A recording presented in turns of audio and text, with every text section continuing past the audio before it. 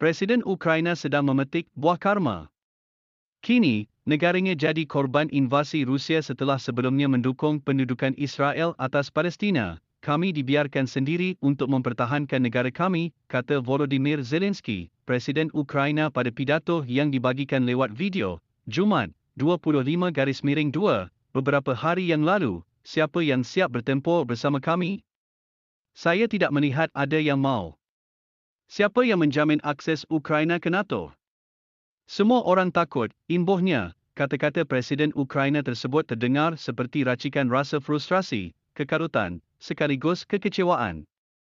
Seumpama seorang pacar cadangan yang kecewa kerana hosting oleh kekasihnya, Presiden Zelensky sedang murung dan gemetar kerana semua meninggalkannya sendirian. Termasuk NATO, Zelensky dibiarkan sendirian menyaksikan tentara, senjata, kekuatan militer, dan ekonomi Rusia yang kekuatannya jauh lebih besar sedang merangsek ke jantung ibu kota negara. Zelensky gugup, diperparah dengan ketidakpercayaan sebagian besar rakyatnya yang takut dan tidak ingin berperang. Vladimir Putin, seorang alpha man, pemimpin berzodiak Libra yang tadinya terkesan santai dan hanya sesekali menggertak, ternyata benar-benar mewujudkan gertakan yang beberapa kali dia sampaikan belakangan ini. Kau tahu bagaimana watak seorang Libra jika sudah mulai kesal dan marah. Sebelumnya dia tenang dan bersabar, tetapi kalau kekesalan sudah menumpuk bercampur marah dan kecewa, dia bisa meledak. Terlebih dia tahu kalau dia punya kekuatan untuk mewujudkan kemarahannya itu. Sempurna, Rusia adalah negara kedua dengan kekuatan militer terbesar. Cuma kalau sama Amerika Serikat. Kekuatan ini diimbangi dengan hubungan baiknya dengan China, negara dengan ranking kekuatan militer ketiga dunia saat ini. Dua kekuatan besar bisa membuat Rusia membusungkan dada dan melakukan apa yang menurut pemimpinnya bisa segera dilakukan. Di atas kertas, tidak butuh lama bagi Rusia untuk menguasai atau merebut Ukraina jika mau. Ukraina hanya negara tetangga kecil yang tak sebanding secara kekuatan baginya. Putin sedang menggertak pelan, sedikit demi sedikit, dan memberikan teror ketakutan yang lebih panjang dari kemampuan agresi yang dia dan negaranya miliki. Sementara bagi Ukraina, melawan Rusia saat ini ibarat berada dalam posisi anak kelas 1 SD bau kencur yang dihadapkan pada abang-abang kelas 2 SME yang lagi birahi tawuran. Posisi yang membuat terkencing-kencing dan ingin menangis. Negara sahabat dan sekutunya tak berani ambil sikap sigap tanggap cepat. Semua saling menunggu arah angin bertiup. Presiden Ukraina ini adalah salah satu presiden yang naik dan mendapatkan jabatannya hanya kerana popularitas. Tadinya, dia lebih banyak dikenal sebagai aktor komedi. Kemampuannya memainkan kata lucu dan sindiran satiri terhadap pemerintah sebelumnya telah sukses mengerik popularitasnya hingga lebih dari 70%. Zelensky menang telak dari Presiden Petahana saat itu, Petro Poroshenko. Zelensky berhasil meraih suara 73%. Sementara Poroshenko meriang melihat pendapatan suaranya terjun bebas menyisakan hanya 24%.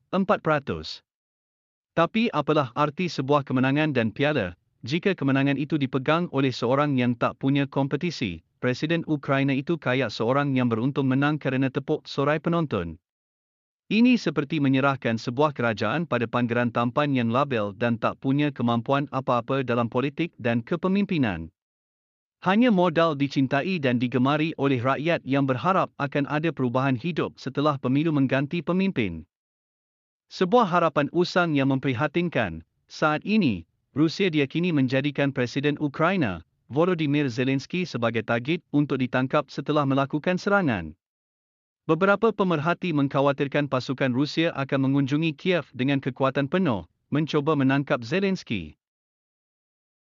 Gawat! Jika Zelensky tertangkap, dia akan gemetaran di hadapan Putin. Semua plot, cabak dan punchline komedinya akan segera ambiar dari kepala. Dia bahkan tidak bisa menghibur dirinya sendiri dengan harapan-harapan baik atau keajaiban yang mungkin datang segera. Presiden komedian, lucu dan menyenangkan tapi gagap politik. Presiden Ukraina adalah contoh telak seorang pemimpin yang tidak paham geopolitik, tidak bisa membaca sejarah secara terperinci.